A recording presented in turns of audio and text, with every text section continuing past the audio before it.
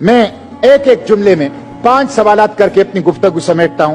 میرا پہلا سوال یہ ہے، اور یہ ہمیشہ کرتا ہوں، کہ جب آپ نے باڑ لگایا، فوج ڈپلائمنٹ کی، ایف سی ڈپلائمنٹ کی، انٹیلیجنس ایجنسیاں ہیں، پولیس ہے، وفاقی صوبائی حکومت اور سول ایڈمنسٹریشن ہے، تو یہ دہشت گرد کیسے آتے ہیں؟ یہ ایک معمہ ہے، یہ ایک پہیلی ہے، یہ ہمیں سمجھ نہیں آ رہا کہ یہ دہشت گرد کیسے آتے ہیں اور کارروائی کر کے چلے جاتے ہیں۔ نمبر 1۔ نمبر 2، اگر آپ کہتے ہیں کہ افغانستان سے آتا ہے، تو افغانستان سے تو 5 اور ممالک کے سرحدات بھی ملے ہوئے ہیں، وہاں تو امن ہے، تاجکستان، ازبکستان، ترکمانستان، چین، ایران، وہاں تو 20 سال سے ہم نے کوئی خودکش حملہ نہیں دیکھا، آخر ہمارے ہاں یہ کیوں ہوتا ہے؟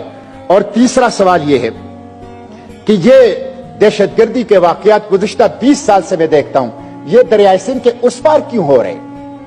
خیبر میں، اورکزئی میں، خرم میں، وزیرستان میں، باجوڑ میں، ممن میں، سوات میں، پشاور میں، لکی مروت میں، یہ وہاں کیوں ہو رہے ہیں؟ کیا انڈس سرحد ہے؟ کیا یہ انڈس کے اس پار کی سرزمین کو دہشت گردوں کے لیے رکھا ہے، بم دھماکوں کے لیے رکھا ہے، خودکش حملوں کے لیے رکھا ہے؟ اور مسٹر اسپیکر، آخری سوال تو میں چیف جسٹس سے پوچھتا ہوں، چیف جسٹس سے پوچھتا ہوں، آپ کو نظر نہیں آ رہا 18 خودکش حملے؟ چیف جسٹس صاحب، 18 خودکش حملے، 54 دہشت گردی کے واقعات ایک مہینے میں، چھوٹی چھوٹی چیزوں پر 100 موٹو لیتے ہو، پختون کے خون کی بہنے والی خون کے اوپر کب 100 موٹو لوگے؟ یہ جو بکھرے ہوئے ٹکڑے ہیں پختونوں کے وجود کے اعضاء ہیں، ان کے اوپر چیف جسٹس صاحب کب 100 موٹو لوگے؟